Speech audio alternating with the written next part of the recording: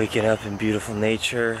Our alarms are pretty much useless at this point. I've never been a sleeper through my alarm. I don't even set a snooze function. Like, when my alarm goes off, I wake up and I start the day. Our alarms don't do anything anymore because we literally sleep through them. Today we woke up like an hour past the alarm. I never heard it. I never turned it off. When does that happen in life? We're just so tired. So let's go bang it out and try to find gratitude and appreciation that even though this is a struggle for all of us, it's an incredible experience.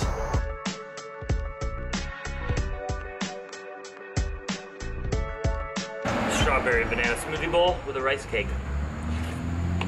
I need to start traveling with granola. I keep forgetting to buy granola, but this will do. You need some crunch in your smoothie sometimes. Carson and I had a pretty amazing run-in this morning. We were at a gas station and this construction worker was going into the gas station to get coffee. And he looks at our van and it says like, "Go vegan, riding raw."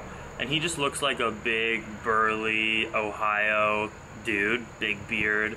And he goes, "You guys vegan?" And I said, "Yeah, are you?" And he goes, "No, I'm not retarded." And then he walks into the gas station and gets his coffee. I was like, whoa. Number one, anyone that uses that word as a derogatory term is just like not politically correct or sensitive, or I mean, it shows a big lack of awareness or ignorance. And then two, I usually never get that kind of, you could call prejudice discrimination. Not that I'm like playing a victim here. I laughed. I did not get offended. You know, I'm so proud and happy to be vegan that if anyone, also like, you know, the guy did not look healthy. It's not like I took any of that to heart. He's just a dude. But I just laughed it off, told Carson what happened, and then as the guy walked back to his van, you could tell Carson had some rage in his eyes. I was gonna let it go, but Carson struck up a conversation. "Hey man, I didn't appreciate you saying that." And we got into a conversation with this guy, and we talked for like 20 or 30 minutes, and it was super intense, but really beautiful, and it ended so much more peacefully and like understanding each other than before. So we pretty much said, hey, this is America. If you believe in patriotic American values, we're allowed to practice whatever religion we want, whatever lifestyle we want. And dude, we drive on the highways every day seeing bacon signs and here's your meat. What makes it any different for us to be saying, hey, go vegan? We're not telling you have to do anything. We're just advocating for what we believe in. And he apologized. He said, "You're right. I'm sorry. I shouldn't have come at you with such anger and that language." And he said, "But, you know, I'm a Republican. I think that the liberals are ruining this country and that everyone's so sensitive, and I can like believe in some conservative values and also not be a racist, but then people on Facebook called me racist." And he's like, "I'm sick of this. Barack Obama divided the country. Black Lives Matter is a violent group." And you know, we started talking about Charlottesville, and he was saying that, you know, one white supremacist who I don't even believe in, because this guy said he wasn't a racist. He's like, "I believe in equality. I don't want anyone to be hurting each other." And he was like, "But, you know, Black Lives Matter are so violent, but no one ever talks about that." And then when one white supremacist, you know, kills someone at a protest, everyone is, you know, calls all Trump supporters racist. And it was a hard conversation to have because he just said like, dude, look at the facts. Black people commit 80% of the violent crimes in America. And I was just like, but like, one, I don't even think that's true. Ooh, there's Carson. And two, if it was true, which I don't think it's not because they're black, because their skin is black. It's because of the systematic culture. Carson! It's because of the systematic culture that we've created, because black people were slaves and then they were segregated and they weren't allowed to do certain things. And you know, we've created the evolution of a culture that, you know, whites are always in power. And I'm doing a little vlog, a post about our conversation. Okay. Yeah, with the guy. We ended in a much more peaceful way where like we both agree that non-violence is like the answer. Here's your smoothie, bro. Strawberry banana. But it was a classic Trump supporter. He was a rural dude who thought that like the liberals were sensitive snowflakes and that any of his beliefs, you know, were being equated with racism, that he was a prejudiced, violent person, and he just didn't like progressive values. And it was a really it was an interesting conversation. Also, his son was a vegetarian, and you could tell that had something to do with it. Like, oh, my weak son not eating meat, which is probably why he was triggered by our conversation. What did you think about that interaction? How did it make you like feel? Well, his initial remark to us was obviously quite prejudiced and uncalled for, and he was right there, so I felt the need just to call him on it. You know, there's no reason not to, as long as you're doing it with good intentions. So yeah, that was intense. I'm an extremely privileged person. Like, I won the privilege lottery. White, financially stable, straight, educated, loving family. I have so much privilege. So the fact that the only oppression that I face is a rural dude calling me the R word because I'm vegan, I can handle that. Not too bad.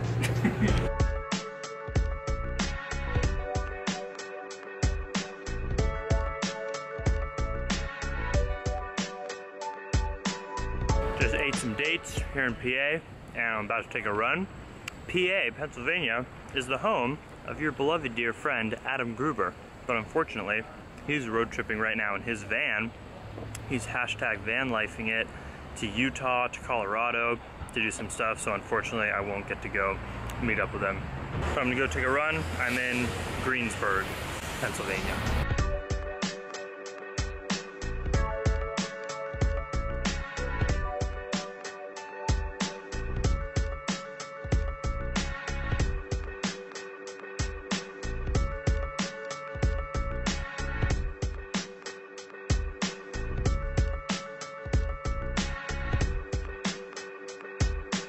Great run, got really fired up, getting pissed off at racists and white supremacists, and just thinking in my head what I can do more to not only be an advocate for animals, but also for Black Lives Matter, for just racial injustice, and it just gets me super mad. Got fired up. A run is always a good way to process the best route in order to exercise your freedom and right to be an activist, to be a peace activist like I am. And I just whipped together a very quick oatmeal, chia seed, agave nectar, banana, cashew, cinnamon, and strawberry lunch. And Carson just texted me, "My phone's about to die. We have so many turns to get to this next town. You have to come save me." So I'm gonna rush to go guide him along the route until his phone is charged up. That's what you get when you sleep in fields. It's hard to charge things.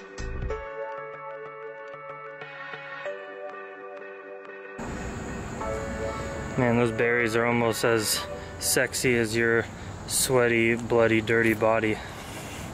Almost as sexy. Can I ask you a depressing question? What's that? Like, do you think you've damaged your overall health by doing this? Probably. I guess it is worth it, right? Well, probably. No, I don't think so. I think you're young enough where you can just like bounce back from that. Just don't do it in like 20 years. Yeah. That's too close. As someone who is a cardio and exercise expert at this point, what would you recommend the average like daily exercise if all you're interested in is just health, not like being an amazing athlete, just health? The public health recommendation is 90 minutes a day of moderate exercise or 45 minutes of vigorous exercise, 7 days a week. I would say that's accurate. But moderate exercise isn't like it's like garden work could, you know, which is like, do you need a rest day from garden work? Right. So it's almost either just like an hour and a half of active activity or 45 minutes of working out. But exercise isn't enough as well, so. Well, you gotta eat healthy or something? Jeez, you're telling me to do all this stuff? God. Can't we just live a little? Just kidding. Eating healthy and exercising can be very enjoyable.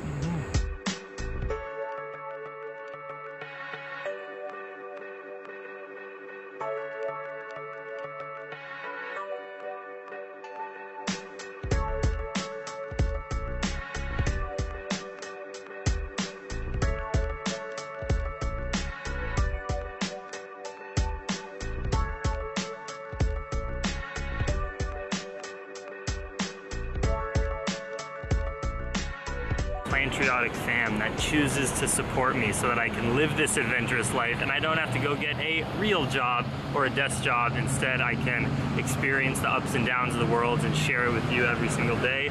You guys power this channel, everyone who supports me on Patreon. It's my biggest source of income so I can buy bananas and rice and be able to do this. So I appreciate you guys so much. This is your channel. And today's shout outs are to Tanisha, who is also in Banana Island with me. I love you. You are an amazing spiritual being, and I hope to see you soon. Felicia Sears, Amanda Scarberry, great last name, you got Barry in it. Christopher Chapman and Ebba Larson, you all, I appreciate you. You are in my hearts. I hope to meet each and every one of you, and just thank you for supporting me, and I hope you're digging the Patreon vids. And thank you to everyone who has been supporting us on Generosity to help fund this crazy adventure that only has 2 more days. Can you believe that? But I hope it's been worth your guys' time, and seriously, thank you for helping us out on this. Shout outs today go to Molly Smucker. We'll see you in a week at Woodstock. Can't wait. Adele Van Wyck, Joe Hooper, Heather Moore, and the Woodstock Fruit Festival even donate to us. How cool is that? We are all a big family. Like, everyone supports each other, and I love you guys, and I already feel so much better than I did 10 minutes ago when I was like depressed at like the Walmart and McDonald's American life. And then I realized that there's good people out there who just want to help other people who are putting out good energy on the internet, and now I have faith in humanity again.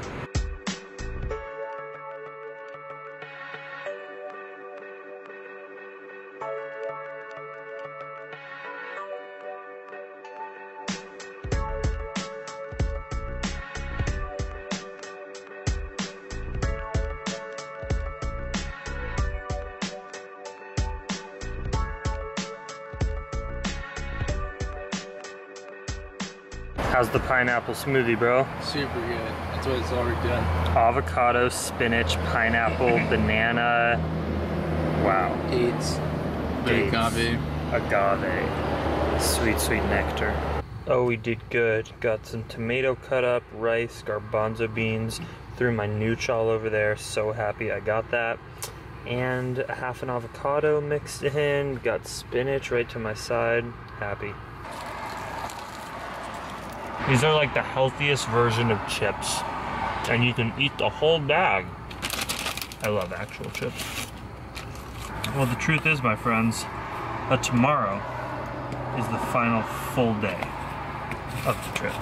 We got tomorrow, and then we got going into New York City. Dude, you've got tonight's nighttime ride, and then tomorrow's nighttime ride, and then so no excited. More nighttime rides. So excited. I'm so glad this will be over. Like, this is not going by quick. I wouldn't say it's gone by terribly slow, but like, some days have gone by quick. But I'm glad it's over. We've been out here for a while.